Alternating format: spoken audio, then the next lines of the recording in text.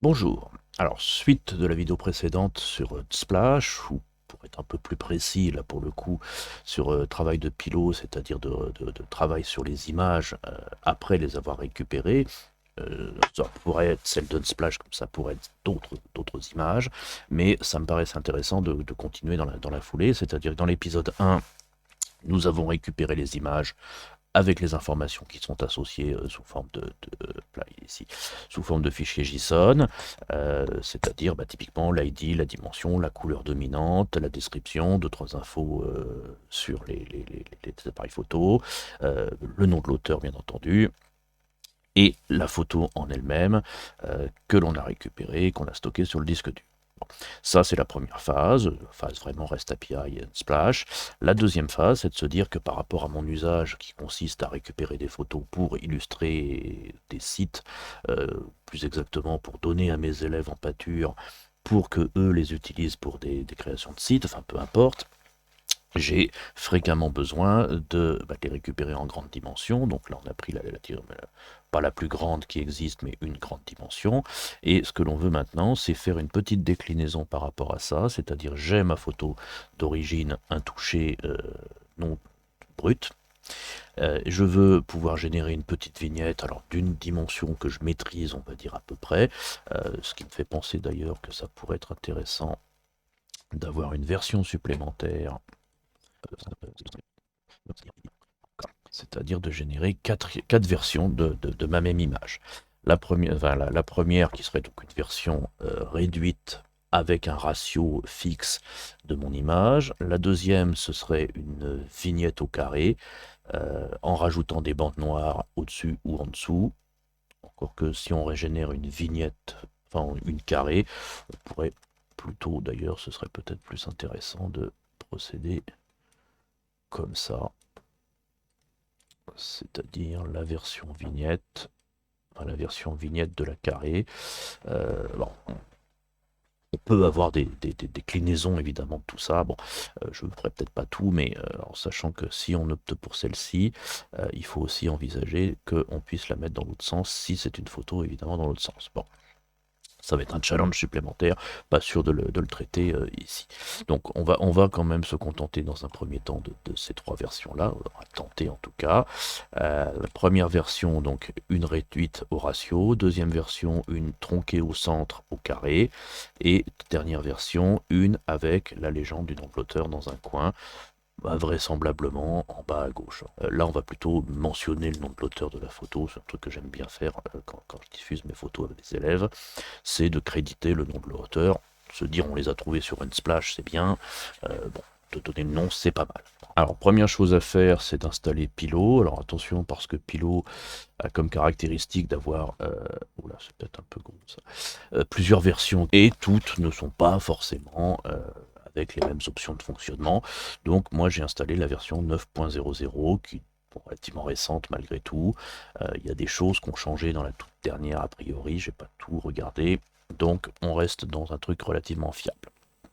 J'ai modifié le script précédent, disais-je, pour simplifier le nom du fichier, puisque tout à l'heure, dans la version précédente, la vidéo précédente, les dimensions de l'image apparaissaient dans le nom du fichier.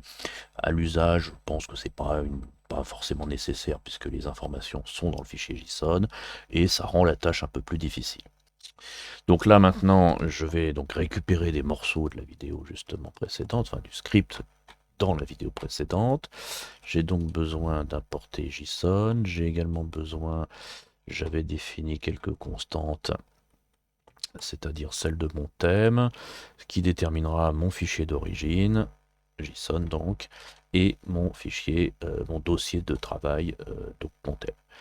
Après, bien entendu, je vais là, ouvrir ce fichier JSON pour récupérer les données qui sont à l'intérieur. Et je vais donc, un peu dans l'idée de ce qu'on avait fait, reconstituer le nom du fichier de la version précédente et afficher des informations justement qui sont dans le fichier. Typiquement, l'ID, le nom de l'utilisateur, la couleur dominante et le nom du fichier. C'est les informations qui m'intéressent, même l'ID à la limite j'en ai pas besoin puisque j'ai le file name, ça suffit, j'ai pas besoin de l'afficher. Si je prends mon cahier des charges, on va appeler ça comme ça, j'ai besoin de la couleur dominante pour faire le fond du rectangle, j'ai besoin du nom de l'auteur pour mettre le crédit dessus, et j'ai besoin de l'image, bien entendu. Donc j'ai besoin de ces informations-là. À partir de là, si je les affiche, hop, on a bien tous les noms des images.jpeg, les noms des auteurs, la couleur dominante. Ça me paraît pas mal. Alors ensuite, du coup, on a installé Pilot, on va donc importer Pilot, ainsi que quelques éléments de Pilot. Image qui va me permettre de manipuler les images, image fonte qui va me permettre d'écrire, et image draw qui va me permettre de dessiner, typiquement, le rectangle qui est ici. Ensuite, alors le fonctionnement de Pilot est relativement simple, bien documenté. Il faut que je image.open que j'ouvre évidemment mon file name pour pouvoir charger mon image. Une fois que j'ai chargé mon image, il faut évidemment que je... On va faire le plus simple, hein, bien sûr. Le plus simple, c'est-à-dire simplement réduire mon image au ratio, tout bêtement. Pour ça, je dis que c'est le plus simple, tout simplement parce que... alors, il faut quand même prendre quelques précautions. J'ai mon fichier ici, je vais quand même avoir besoin de 3 autres fichiers. Small, square et crédit. Donc un qui s'appelle file small, un qui s'appelle square et un qui s'appelle crédit. Donc qui s'appelleront id-small, id-square et surprise id-crédit.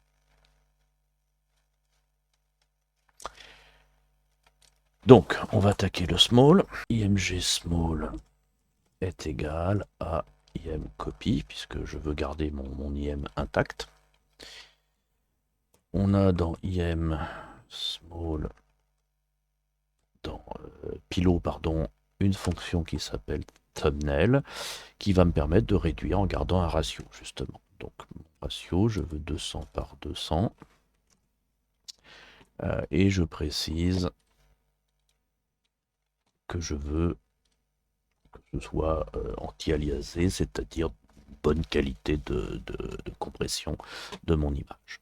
Il ne me reste plus qu'après à imsmall.save sauvegarder dans mon fichier qui s'appelle file small. Pour accélérer les tests, quit, je m'arrête ici. Un break d'ailleurs, quit, bon c'est pareil. Pour n'en faire qu'un seul, voilà, celle de Vered Caspi. Et vous voyez qu'il m'a bien créé la small, qui semble être la même, en plus petit, évidemment, que l'autre. Bon, ça c'est déjà pas mal. Je vous avais dit que c'était assez simple, bien sûr. Si j'enlève le quit, et que je relance, plouf, plouf, plouf, plouf, plouf, plouf, plouf. Là, on a généré toutes les versions small de toutes mes images. Bon, c'est bien. Mais c'est l'idée, évidemment, c'est d'automatiser. Si on avait à le faire que sur une seule image, écrire le script n'a pas un intérêt monstrueux. Donc on va refaire quit ici. Alors, ensuite, premier challenge, que je vise bien. Premier challenge. Je valide. Et je vous regarde même pas. Oui, parce que la caméra, il y a un décalage du coup. Alors, je rappelle le premier épisode, j'étais un peu... Je crois que ma chaise n'est pas au bon endroit en fait. Ouais, j'ai des choses compliquées dans la vie. Alors, maintenant, on va écrire. On va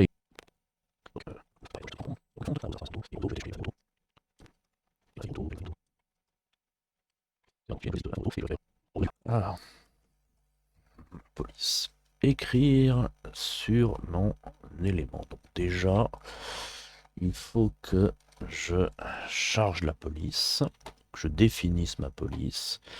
Donc roboto va être égal à image font, type, et là je glisse mon fichier et je précise que je vais écrire en taille 15. Sans confusément que font size 15.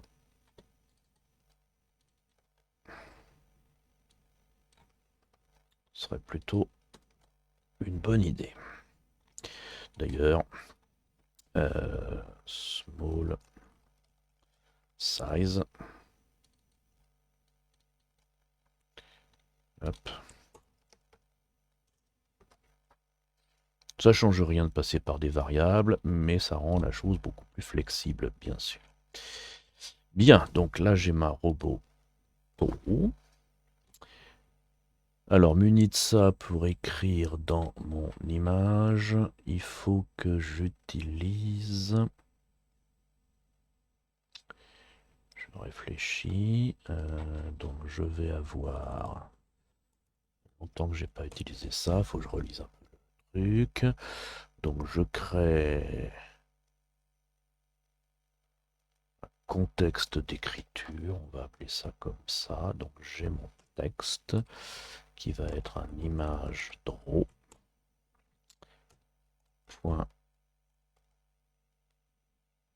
Draw à l'intérieur de IM. Il faut que je fasse d'abord une copie, pardon. Alors, là, je suis parti évidemment sur la partie crédit, hein, bien sûr, si jamais il y avait un doute. Donc, déjà, je vais faire IM crédit. Donc là, on avait... Alors, donc, première section, hop, small, c'est celle qu'on a fait. Deuxième section, je vais organiser un peu mon truc, c'est donc crédit. Donc, je crée un contexte de texte. Et dans ce contexte de texte, j'utilise la fonction texte en lui disant que je vais le positionner. On va tester en haut à gauche. Je veux mettre le texte qui s'appelle data username.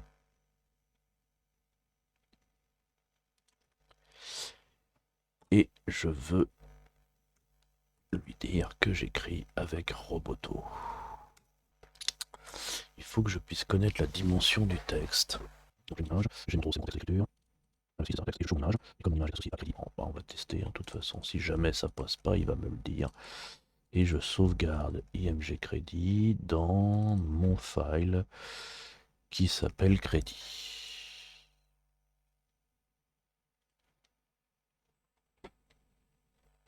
Il m'insulte pas. Et dans... Ah ouais, du coup, j'en ai partout. Je vais peut-être en supprimer quelques-uns quand même. J'aurais pas dû lancer les générations de tout le monde là tout à l'heure. Alors, tous les small, je les supprime. Alors, j'ai bien crédit qui est apparu d'ailleurs. Tiens, hop. Pas l'air mal ceci dit. Alors, crédit, vous n'avez pas vu. Peut-être parce que 15 c'est un peu petit. On va mettre 50. Voilà. Et si j'ouvre mon image sur le côté, vous voyez que j'ai bien les crédits qui sont apparus. Bon là je vais laisser gros exprès hein, pour qu'on voit bien. Et je vais, si je le réexécute, est-ce qu'il recharge le tout? Il garde le truc. Bah, c'est pas mal ça, comme ça me permet de voir ce qui se passe. Donc si je mets, mettons, 90. Ok. Bon, ça c'est plutôt pour, évidemment, pour qu'on voit quelque chose sur la vidéo. Ça me paraît un peu gros par rapport à l'usage, mais justement, le fait que ce soit dans une variable, c'est plutôt pas mal. Alors, à partir de là, On va essayer d'optimiser parce que j'aimerais bien écrire par-dessus avec un rectangle de couleur en dessous. Donc pour ça, il faut que je crée un rectangle d'abord. Alors je crée un rectangle, donc rectangle, rect, qui va être également un contexte. Non, je vais faire plutôt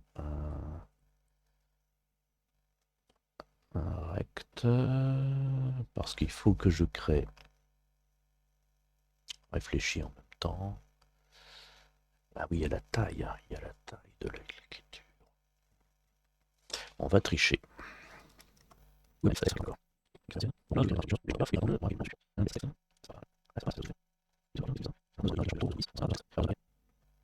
alors on va essayer. Hop. La taille, c'est donc Roboto, get size, et mon texte c'est data username. Ensuite, il me dit qu'il faut créer une petite image. Ah, c'est ça. Donc, je crée une im-text qui doit faire tout ça. C'est-à-dire la taille de mon écriture. Alors, la taille de mon écriture, c'est le rectangle qui est ici. Ensuite, je crée un contexte associé. C'est là où, effectivement, non pas img crédit, mais à img texte. Et ensuite, j'écris mon texte, donc ça on l'a déjà. Ah oui, là il précise l'écriture, là la couleur. Peut être intéressant d'envisager d'avoir la couleur. Et enfin, là il le sauve tout seul, tout de suite. Ah oui, donc là moi il faut pas que je le sauve, il faut que je le mette dans img crédit. img crédit paste de mon im-texte en position 0, 0. On va voir. Les couleurs sont pas bonnes, mais on est pas mal. Donc je reviens sur mon truc, c'est-à-dire que je vais donc calculer la taille exacte du texte qui est utilisé ici. Ensuite, je crée une nouvelle image de la dimension en question et un contexte d'écriture. J'écris mon texte dans cette petite image et ensuite je la colle dans l'autre à la position que je veux obtenir. Ça c'est pas mal. Size qui est ici, c'est print size. C'est 480 par 102. Ça peut être bien, mais je trouve que si on zoome un peu, c'est un peu collé au bord sur les côtés. On va créer un padding. Font size. Et on va créer un font padding de 10. W et H, puisque size me renvoie un tuple de 2 valeurs, que je vais retrouver W et H, ici. J'avais fait 2-3 trucs, c'était mal passé, hein, donc voilà. Je vais juste tester en inversant pour voir si c'est bon, mais je pense qu'on est pas mal. Ouais, on est très bien. Ok, et ce que je veux faire, c'est donc lui dire que W est égal à W plus mon fameux padding, et que H est également face à mon padding. Voilà, on voit pas trop, là on va mettre 30 là, donc là on est bien. Et il faut évidemment que je décale mon texte, qui soit pas écrit à 0, mais qui soit écrit à font padding et font padding. Divisé par 2, bien sûr. Alors, on va appeler ça fp égale rand font padding divisé par 2. Parce qu'il faut que j'en mette la moitié de chaque côté, hein, bien sûr, pour que le texte soit centré. Et on est plutôt pas mal, puisqu'on a rajouté une petite distance ici et une petite distance ici.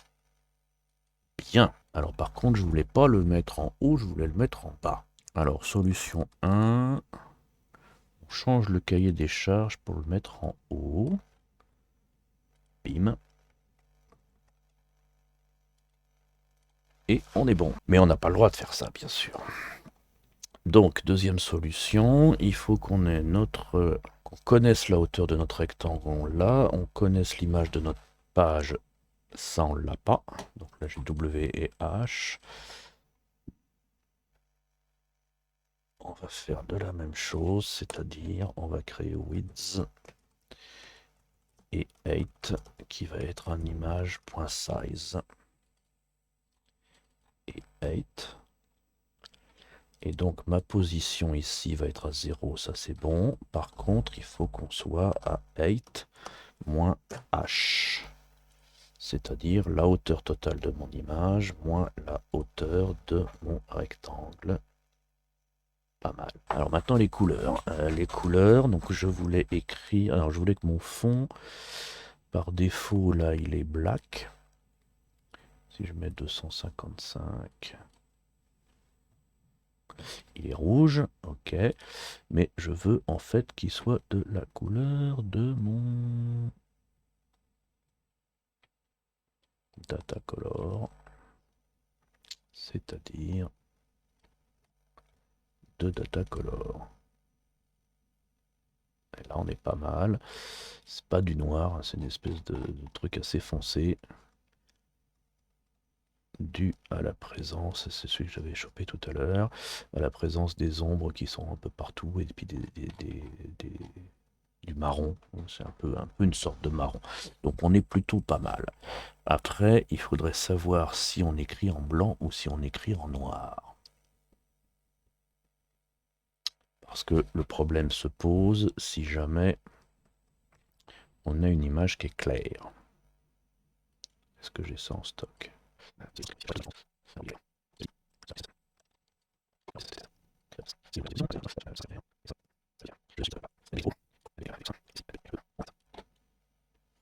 Et là, il m'a bien mis 2 ici.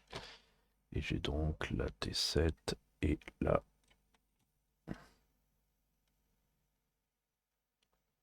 celle-ci.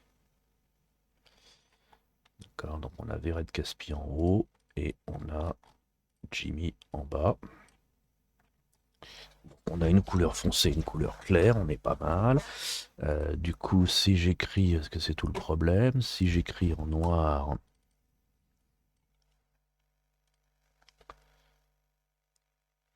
pour celle du bas, on est bon, mais pas pour celle du haut. Et à l'inverse, si j'écris en blanc, ce sera l'inverse, bien sûr.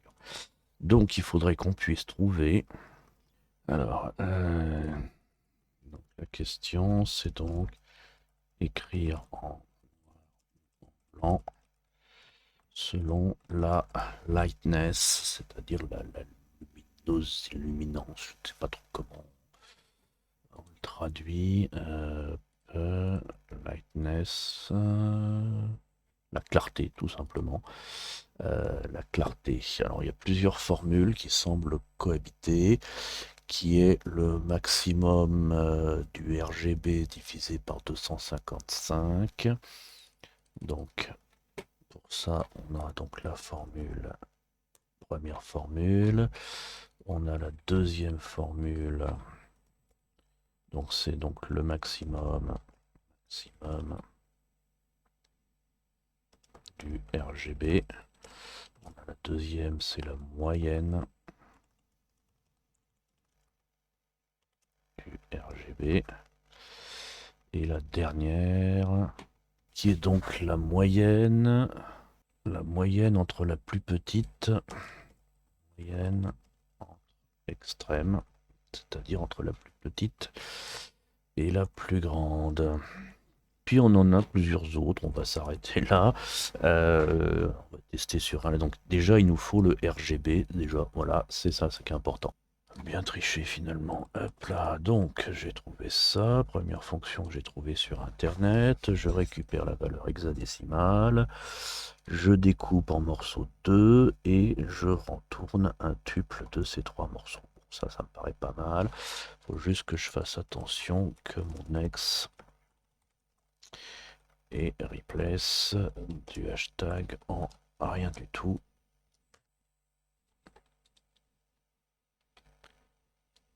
Là, on va déjà tester comme ça. Donc RGB est égal à ça en utilisant mon data color. On va déjà vérifier que cette fonction est bonne. Ça a l'air d'être ça. 226, 38, 38, 38, 38, 38, ouais c'est bon. Ok, c'est bon. Donc c'est une fonction que j'ai trouvée en cherchant dans Google X2RGB, Python, et je suis tombé sur celle-ci. Ce n'est peut-être pas la première réponse, mais peu importe, celle-ci fonctionne bien. Puisqu'elle consiste à bien caler, non je ne suis pas bien calé, de prendre notre chaîne de 6 caractères et de prendre du 0 au le 0 et le 1, puis le 2 et le 3, et le 4 et le 5, et puis d'y aller comme ça progressivement, les convertir en hexadécimal, puis de l'hexadécimal vers un nombre entier, en utilisant donc une bâche 16, que je pourrais même d'ailleurs tout de suite me dire R,G,B, ça doit pouvoir passer.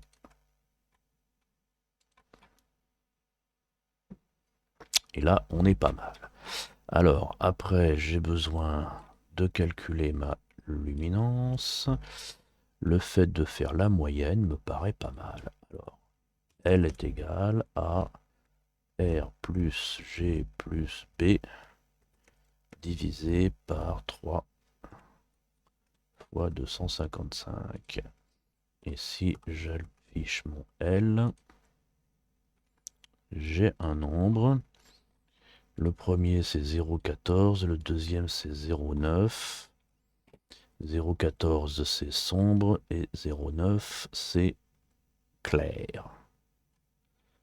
Du coup, hop là. Si L est supérieur à 0,5, donc text color va être celle-ci. Else text color va être 200. Ah.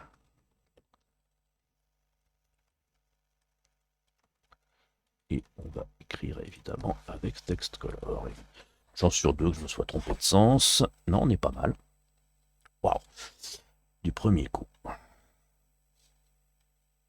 C'est pas mal ça. Donc là, celui-là est fait, celui-là est fait. C'est le carré central. Ah, le carré central. Je sens que ça va être plus compliqué ça. En même temps, il suffirait...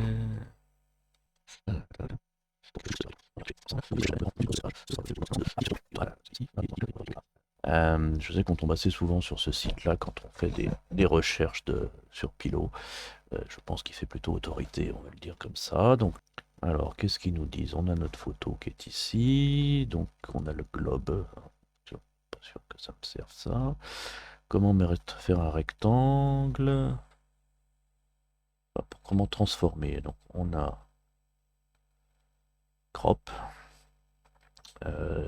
Crop center, on prend une image en paramètre, la dimension qu'on veut, et ensuite il va nous le cropper. Et ça nous donne ça. Et on a aussi un max square. Bon, il va rien y avoir à faire, c'est bien. Qu'on comprenne quand même, il n'y a pas d'explication, on va essayer de les voir. Nous permet de prendre l'image, la taille, de calculer l'image et de les faire des divisions qui doivent être des divisions entières, je crois, de mémoire, ce qui évite de faire un round de derrière, j'ai pas ce réflexe, mais bon, et de faire un crop. Alors, on va lui faire confiance. Donc là, je note mes références, plouc, et ensuite, on a nos trucs là, bon bah parfait, alors on va tester ça comme ça. Donc là, on va faire le square. Pas besoin de faire une copie, puisque là, pour le coup, IMG, donc IM square,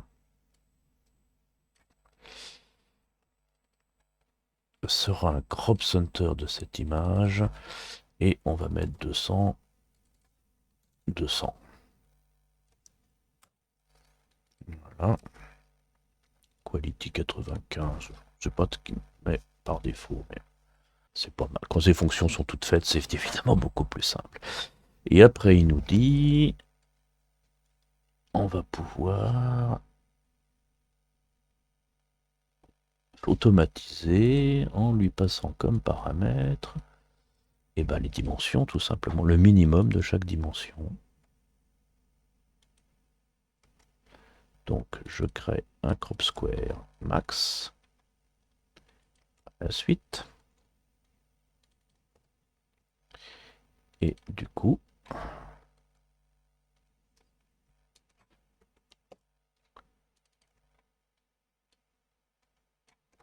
fais-le-moi au ratio. Bien. On va quand même tester notre flux global en allant chercher. Alors qu'est-ce qu'on va pouvoir chercher? Je vais faire un petit clin d'œil aux élèves. On va chercher par rapport au thème. Bon, ça, il faudrait évidemment, idéalement, le mettre dans un fichier partagé entre les deux, mais bon. Donc là, on va prendre, mettons, des pizzas, parce que les pizzas, c'est toujours bon. Donc récupération de 30 pizzas. Et pendant ce temps-là, je modifie de l'autre côté mes 30 pizzas, mon fichier thumbnail. Là, il ajoute des pizzas. Ça y est, c'est déjà fini. Là, je génère mes thumbnails. Non, j'ai relancé le même bêtement. Bon, bah, ça va faire 60 pizzas, c'est pas grave. Et là, j'ai mon thème des pizzas.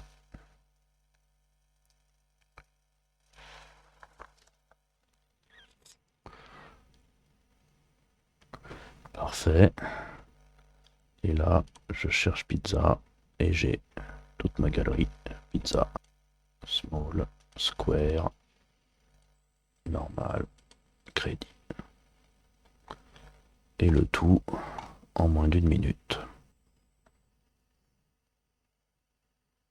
Le seul truc qui manque, qui pourrait être assez élégant, bien sûr, c'est, si je zoome ici, de pouvoir mettre la fameuse transparente sur l'image. J'avoue que je sais pas trop comment chercher, mais la vidéo quand même déjà assez longue et l'heure tourne par rapport à mes activités annexes. Je ne suis pas youtubeur à plein temps, loin s'en faut.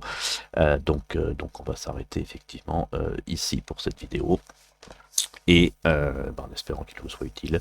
Et on se retrouve dans une autre vidéo consacrée au REST API et à ce qui tourne autour, puisqu'on s'en était un petit peu éloigné au travers de cette étude de Pilot. Au revoir.